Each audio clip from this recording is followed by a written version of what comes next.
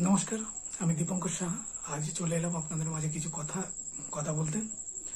বর্তমান ভারত তার সর্বশক্তি দিয়ে পাকিস্তানকে কঠিনতম কঠিন জবাব দিয়ে দিয়েছে। এখন পাকিস্তান তার সর্বোচ্চ পর্যায়ে গিয়ে ভারতকে জবাব দেওয়ার প্রচেষ্টা করছে। কাল রাতেও একটা প্রচেষ্টা হয়েছিল, কিন্তু সফল হয়নি। এখানে অনেকগুলো প্রশ্ন চলে আসছে যে ভারতের যে অভিযান অপারেশন সিঁদুর কিভাবে সফল হলো, বা ভারতের সেনার পরিকল্পনা কি ছিল, অনেকগুলো বিষয়। তার মধ্যে পাকিস্তান কিছু দাবি করছেন যে তারা নাকি 5টা ভারতের ফাইটার জেট শুট ডাউন করেছে। তার মধ্যে কতটা সত্যতা আছে সেটা আমরা সবাই জানি, কারণ তারা যে প্রমাণগুলো দেখাচ্ছে তার মধ্যে একটি ফুয়েল ট্যাঙ্ক মূলত কি জন্য ব্যবহার করা হয় আমরা সবাই জানি, যে এক্সট্রা দৈর্ঘ্য দূরত্ব অতিক্রম করার জন্য এক্সট্রা ফুয়েল বয়ে নেওয়া যাওয়া হয়। এটা ফেলানো হয়, ফেলে দেওয়া হয় কি জন্য, যখন বিমান হালকা করা হয় বা ডগ ফাইটে অংশ নেওয়ার আগের মুহূর্তে বা ফুয়েল খতম হলে এগুলোকে ফেলে দেওয়া হয়। তারই একটা অংশ নিয়ে পাকিস্তান এবং বাংলাদেশের কিছু জনগণ লাফালাফি করছে যে আমরা ভারতের 5টি ফাইটার জেট ধ্বংস করেছি।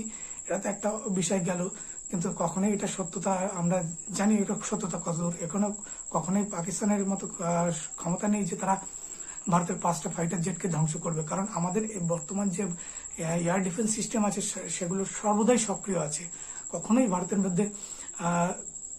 মতো দেশের 5টি বা রাফায়েল জেটের মতো জেট, আধুনিক জেট, যাদের জামার যে কোনো সময় পাকিস্তানের বিমান বাহিনীর সক্রিয়তাকে স্তব্ধ করে দিতে পারে। এটা একটি বিষয় গেল। আরেকটা যে অনলাইন যুদ্ধ যেটা বাংলাদেশ খেলছে পাকিস্তানের হয়ে, অবৈধ সন্তানের মতো খেলতে দিন ওদের, আমরা আমাদের কাজ করে যাই। ভারত এই 14 দিন ধরে লং টার্মে আমরা একটা দৈর্ঘ্য অপেক্ষার মধ্যে ছিলাম যে ভারত কখন আক্রমণ করবে। সেই আক্রমণের তীব্রতা এবং তার পরিকল্পনা আমরা আজ নাই, কাল থেকে সবাই দেখছি। কাল রাত থেকে আমিও ঘুমাইনি, কারণ আপডেট দিতে আমার পেজে ভর্তি হয়েছিল, তো আপডেট দিয়ে গেছি। এবং পরবর্তীতে অনেকের প্রশ্ন আছে যে ভারতের পরে কি করবে এবং পাকিস্তান কি ধরনের প্রতিশোধ নিতে পারে।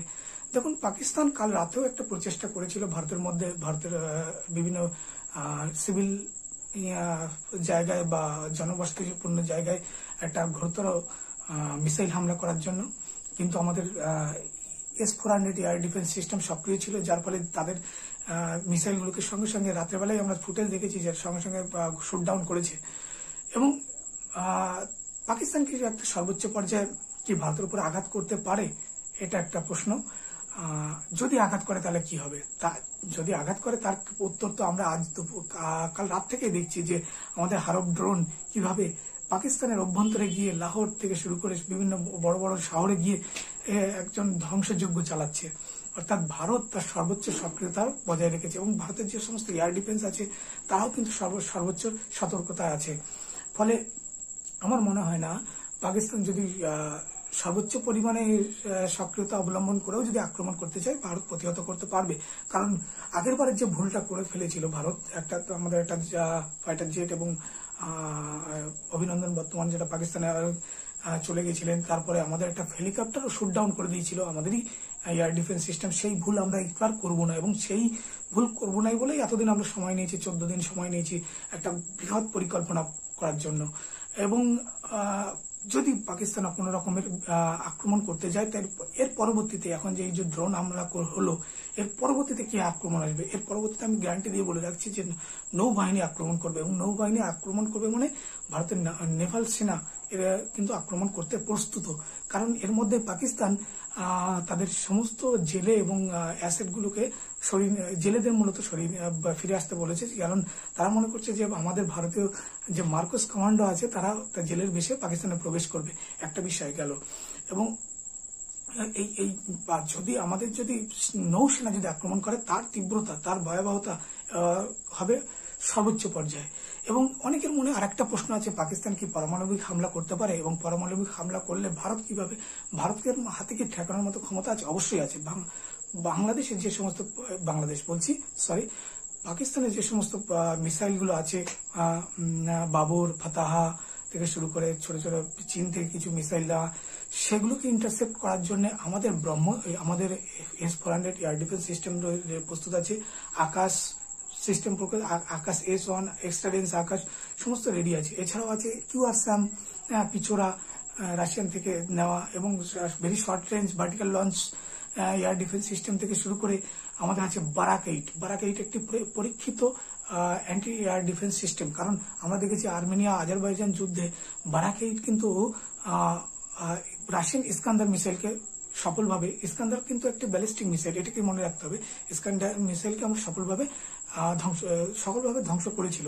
তো সেই জন্য বারাক কিন্তু একটি আধুনিকতম এয়ার ডিফেন্স সিস্টেম, এবং যে কোনো সময় পাকিস্তানের যে কোনো মিসাইলকে ধ্বংস করতে পারে। S-400 তো আছেই। এটা একটি S-400 একটি বিদেশ নীতি, যাকে বলে বিদেশ নীতি, একটা অত্যাধিক পরিমাণের একটা অ্যাসেট, যেটাকে আমরা যে কোনো সময় পাকিস্তানের পারমাণবিক হামলার প্রতিরোধে ব্যবহার করতে পারি। এছাড়াও আমাদের স্বদেশী যেগুলো আরো আছে, সেই এয়ার ডিফেন্স সিস্টেমগুলো কিন্তু সক্রিয় সর্বোচ্চ পর্যায়ে সক্রিয়। ভারত কিন্তু আরেকটা বিষয় প্রধান থেকে নজর দিয়েছে, সেটা হলো ড্রোন হামলার দিকে বাঁচার জন্য ভারত কিন্তু অনেকগুলো অ্যান্টি ড্রোন সিস্টেম মোতায়েন করে রেখেছে। কারণ জানে এই বর্তমান বিশ্বে কিন্তু ড্রোনের যুগ, এবং আমরা আজারবাইজান আর্মেনিয়ার যুদ্ধ দেখেছি, সেখানেও ড্রোন, রাশিয়া ইউক্রেন যুদ্ধ দেখেছি, সেখানেও ড্রোন। তাই ড্রোন নিয়ে ভারতের একটা আলাদা পরিকল্পনা ছিল, এবং আদানি গ্রুপ যে হারব ড্রোনের লাইসেন্স নিয়ে ভারতেই উৎপাদন করছে। এছাড়াও দৃষ্টি ড্রোন ইসরায়েলের, সেগুলো ভারতে উৎপাদন করছে, নজরদারি ড্রোন। এছাড়াও ভারত কিন্তু ব্যাপক হারে ড্রোন উৎপাদন করছে, নিজস্ব ড্রোন। এই ভারতের অনেকগুলো কোম্পানি কিন্তু ড্রোন উৎপাদনে সক্রিয়তা রয়েছে। ভারত কিন্তু ড্রোনের সহায়ক সম্পূর্ণ।